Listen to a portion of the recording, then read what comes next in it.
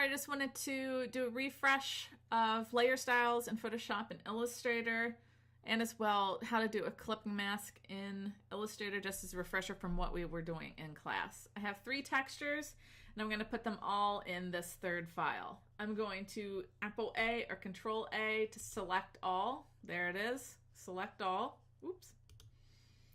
Copy it. Apple C. Paste it. Apple V or Control V. Again, I'm going to say Apple because I'm on Mac right now, but you're clever. Just insert Apple if you're on Apple and do Control if you're on a PC. I'm not going to do all of it because I want a little bit of variety with that. Apple A, Apple C, Apple V. And then Control T is our free transform. And I'm just going to make that a little bit bigger. I actually want that one behind. You can rename these if you want. Maybe this one's the watercolor. This one could be, this looks like raku texture for pottery, so I'm going to say it's a raku texture. And I'm going to hide the top layer so that I can sort of see what's happening here, because it's this layer here that's talking to the background. And we're not going to do anything to the background. It stays at the 100%. You can play around with the opacity. That works. So, but for my demo, I'm going to keep it at the 100. We're going to play around with the layer styles, which is all nested under normal. So just pop through each of them and see what they do. Play around with it until you see something that you like, and you just keep going. But since I'm trying to keep this kind of short, I'm not going to go through each of them. And then just do the same thing on your other layers. I'll just pop down to the weirder ones, because the ones at the bottom tend to do a little bit, you know, more crazy bits to it.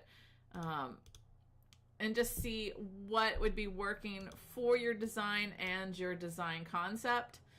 And it's going to be completely up to you how these are going to look. It also functions, and I'm just going to toss it on that. In Illustrator, it does the exact same thing, but for that, you're going to do File, Place.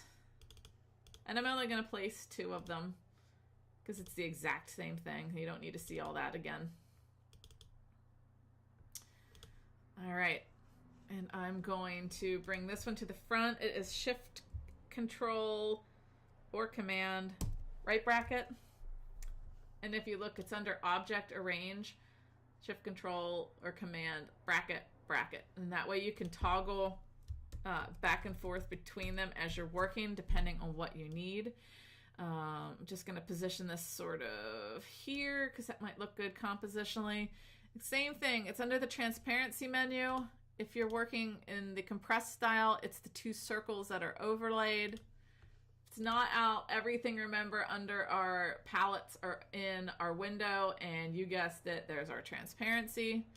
So just pop through each of them, see which ones you like, and then you can have a more unique and independent or individual style to your background or content, whatever it is that you're building. One thing I do recommend, start taking photographs when you're out and about. If you see cool rust or leaves or tree bark or cracks in the sidewalks or bricks, etc., build your own texture library, and then that way you have your own material that you're working with rather than someone else's out there in the internet's land. To make this a clipping mask, remember, drag a box over it, just a rectangle. I'm just going to default to our, normal black and white.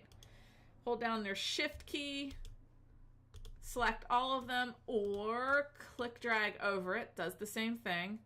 Right click, make clipping mask, and then everything gets tucked in behind that.